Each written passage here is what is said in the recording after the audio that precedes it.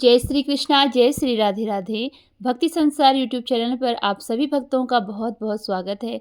आपका दिन मंगलमय हो, आपकी सारी इच्छाएं पूर्ण हो तथा श्रीहरि की कृपा आप सभी के जीवन पर सदैव बनी रहे।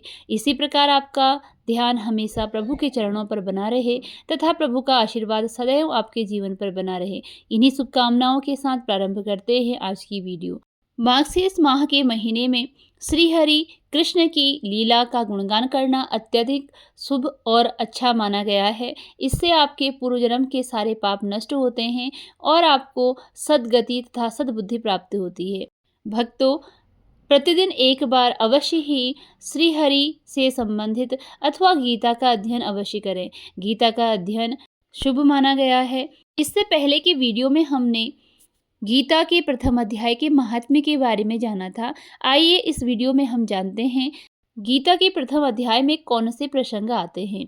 प्रारंभ करते हैं वीडियो को। धृतराष्ट्र बोले, हे संजय, धर्म भूमि कुरुक्षेत्र में एकत्रित युद्ध की इच्छा वाले मेरे पांडु के पुत्रों ने क्या किया। संजय बोले, उस समय राजा दुर्योधन ने व्यूह रचना युक्त पांडवों की सेना को देखकर और द्रोणाचार्य के पास जाकर यह वचन कहा, हे आचार्य, आपकी बुद्धिमान शिष्य द्रुपद पुत्र धृष्टद्युम्न के द्वारा व्यूहाकार खड़ी की हुई पांडुपुत्रों की इस बड़ी भारी सेना को देखिए। इस सेना में बड़े बड़े धनुषों वाले तथा युद्ध में भीम और अर्जुन के समान शूरवीर सात्विक और विराट तथा महारथी राजा द्रुपद, धृष्टकेतु और चेकितान तथा बलवान काशीराज पुरजित, कुंती भोज और मनुष्यों में श्रेष्ठ शैव्य पराक्रमी युधामन्यु तथा बलवान उत्तमौजा सुभद्रा पुत्र अभिमन्यु और द्रौपदी के पांचों पुत्र, ये सभी महारथी हैं। हे महाश्रेष्ठ, अपने पक्ष में भी जो प्रधान हैं उनको आप समझ लीजिए। आपकी जानकारी के लिए मेरी सेना के जो सेनापति हैं उनको बतलाता हूँ। आप द्रोणाचार्य और पितामह भीष्म तथा कर्ण और संग्राम विजयी कृपाचार्य तथा वैसे ही अश्वत्थामा, विकर्ण और सोमदत्त का पुत्र भूरिश्रवा और भी मेरे लिए जीवन की आशा त्याग देने वाले बहुत से शूरवीर, अनेक प्रकार के अस्त्रों शस्त्रों से सुसज्जित और सबके सब युद्ध में चतुर हैं। भीष्म पितामह द्वारा रक्षित हमारी वह सेना सब प्रकार से अजेय है और भीम द्वारा रक्षित इन लोगों की यह सेना जीतने में सुगम है। इसलिए सब मोर्चों पर अपनी अपनी जगह स्थित रहते हुए आप लोग सभी निस्संदेह भीष्म पितामह की ही सब ओर से रक्षा करें। कौरवों में वृद्ध बड़े प्रतापी पितामह भीष्म ने उस दुर्योधन के हृदय में हर्ष उत्पन्न करते हुए उच्च स्वर से सिंह की दहाड़ के समान गरजकर शंख बजाया। इसके पश्चात शंख और नगाड़े तथा ढोल, मृदंग और नरसिंघे आदि बाजे एक साथ ही बज उठे। उनका वह शब्द बड़ा भयंकर हुआ। इसके अनंतर सफेद घोड़ों से युक्त उत्तम रथ में बैठे हुए श्री कृष्ण महाराज और अर्जुन ने भी अलौकिक शंख बजाए। श्री कृष्ण महाराज ने पांचजन्य नामक, अर्जुन ने देवदत्त नामक और भयानक कर्म वाले भीमसेन ने पौंड्र नामक महाशंख बजाया। कुंती पुत्र राजा युधिष्ठिर ने अनंत विजय नामक और नकुल तथा सहदेव ने सुघोष और मणिपुष्पक नामक शंख बजाए। श्रेष्ठ धनुष वाले काशीराज और महारथी शिखंडी और धृष्टद्युम्न तथा राजा विराट और अजय सात्विक राजा द्रुपद और द्रौपदी के पांचों पुत्र और बड़ी भुजा वाले सुभद्रा पुत्र अभिमन्यु, इन सभी ने हे राजन अपनी ओर से अलग अलग शंख बजाए और उस भयानक शब्द ने आकाश और पृथ्वी को भी गुंजाते हुए धृतराष्ट्रों के अर्थात आपके पक्ष वालों के हृदय विदीर्ण कर दिए।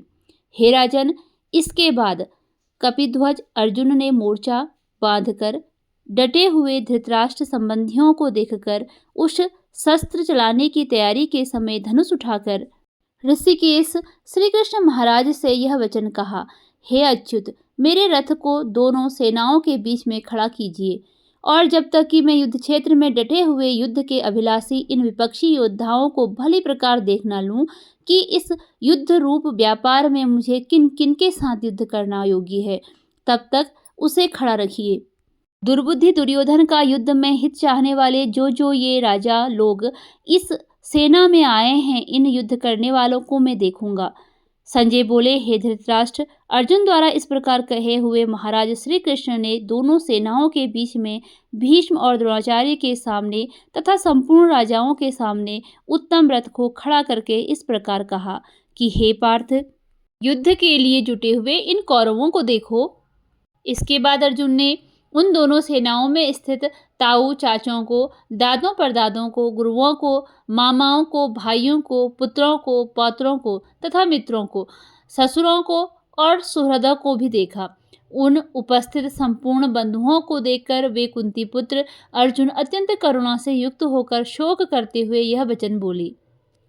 अर्जुन बोले, हे कृष्ण, युद्ध क्षेत्र में डटे हुए युद्ध के अभिलाषी इन स्वजन समुदाय को देखकर मेरे अंग शिथिल हुए जा रहे हैं और मुख सूखा जा रहा है तथा मेरे शरीर में कंप और रोमांच हो रहा है।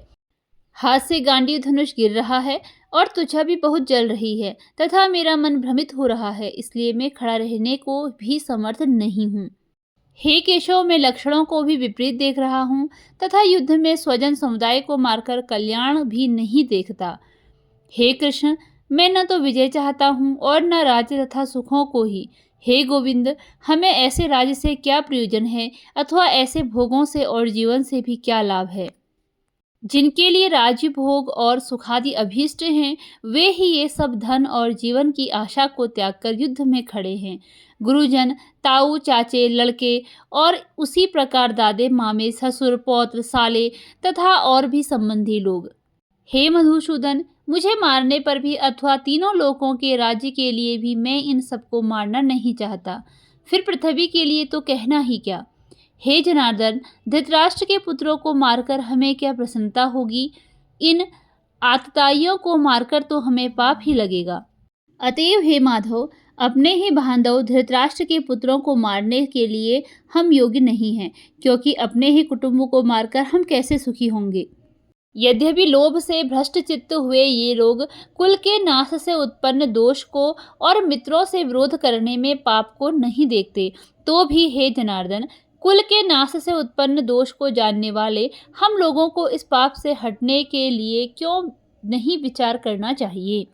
कुल के नाश से सनातन कुल धर्म नष्ट हो जाते हैं। धर्म के नाश हो जाने पर संपूर्ण कुल में पाप भी बहुत फैल जाता है। हे कृष्ण, पाप के अधिक बढ़ जाने से कुल की स्त्रियां अत्यंत दूषित हो जाती हैं और हे वार्ष्णेय, स्त्रियों के दूषित हो जाने पर वर्ण संकर उत्पन्न होता है। वर्ण संकर कुलघातियों को और कुल को नरक में ले जाने के लिए ही होता है। लुप्त हुई पिंड और जल की क्रिया वाले अर्थात श्राद्ध और तर्पण से वंचित इनके पितर लोग भी अधोगति को प्राप्त होते हैं।